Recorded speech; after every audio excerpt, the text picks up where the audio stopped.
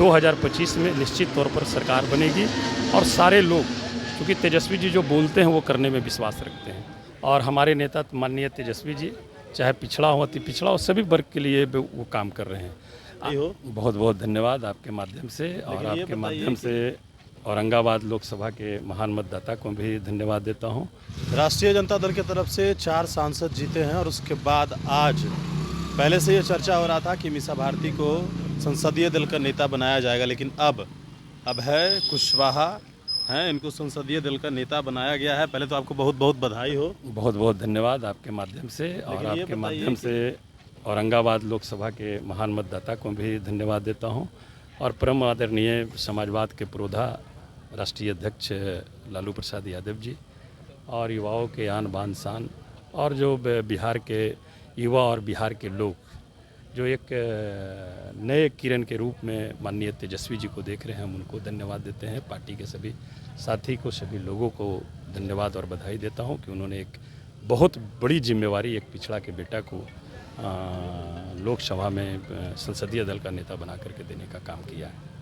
ये एक जिम्मेवारी तो है, लेकिन आपके लग रहा है कि जो 24 में कुशवाहा समाज को लेकर तो आरजेडी की तरफ से जो किया गया है वोट मिला है, क्या 25 में ये पूर्णता आप इस पर खरे उतरेंगे?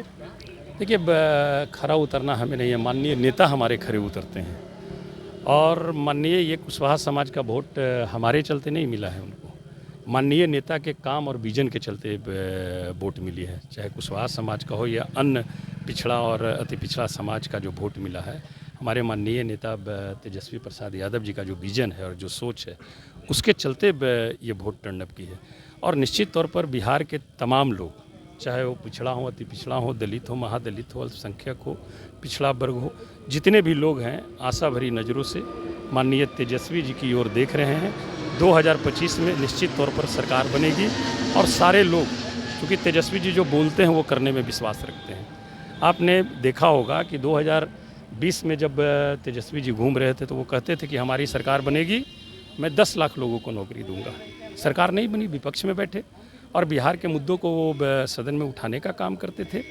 लेकिन पुनः जब मौका मिला, नीतीश बाबू जब गए कि नहीं अब हम हमारे साथ सरकार में आइए, तो उन्होंने जो 2020 में वादा किया था उस वादा को सत्ता में आने के बाद उन्होंने पूरा किया और गांधी मैदान में कहा कि मैं सत्ता में आ गया हूं, 10 लाख नौकरी की बात कही थी वो मैं दे करके रहूँ। लेकिन सवाल ये है कि नीतीश कुमार अति पिछड़ा का नेता माने जाते हैं, क्या वोट कुर्मी कुशवाहा का वाकई में ही विधानसभा में टर्न अप हो पाएगा? देखिए, जो काम करेंगे उनके प्रति निश्चित तौर पर अति होगा और हमारे नेता माननीय तेजस्वी जी चाहे पिछड़ा हो अति पिछड़ा हो, सभी वर्ग के लिए वो काम कर रहे हैं। आज नौकरी भी अगर 5.5 लाख मिली तो उसमें सभी जाति धर्म के सभी वर्ग के लोगों को उससे लाभ हुआ है। वही नहीं, 5.5 लाख नौकरी तो मिल चुकी है, करीब 2.5 से 3 लाख नौकरी लाइन में है। उस सरकार को रोकने का बस नहीं है, वो सरकार आज न कल निकालेगी। बड़ी जिम्मेवारी आपके सर पर दी गई है, सदन में किस तरीके से उस बात को रखिएगा? निश्चित तौर पर जो जिम्मेवारी दी गई है पूरी निष्ठापूर्वक पार्टी की हित की बात और बिहार और देश के जन मुद्दे के हित की बात पूरी मजबूती के साथ मैं सदन के पटल पर रखूँगा और जो हमारे पक्ष में जो सरकार है उसका आँख खोलने का काम करूँगा। एक सवाल ये भी है भाई जी कि यह कहा जा रहा है कि भारतीय जनता पार्टी के पास पूरा सांसद नहीं है, वो सांसद तोड़कर सरकार भी बनाएगी, किसी भी पार्टी को तोड़ सकती है, तो आप इसके लिए क्या करिएगा, कैसे इंटैक्ट रखिएगा अपने? देखिए, आप इस चीज़ को जानते हैं कि वो सांसद ही नहीं बहुतों जगह पर आपने देखा होगा कि विधायक को तोड़ करके कैसे सरकार को छीन भिन करने का काम हमेशा से करते आए और निश्चित तौर पर बिहार नहीं बल्कि देश की जनता इस चीज़ को देख रही है। और जिस तरह से उन्हें, मैंने तो कहा कि वो 370 सीट की बात करते थे कि भाजपा 370 और एनडीए 400 पार, भाजपा तो आ गई 230।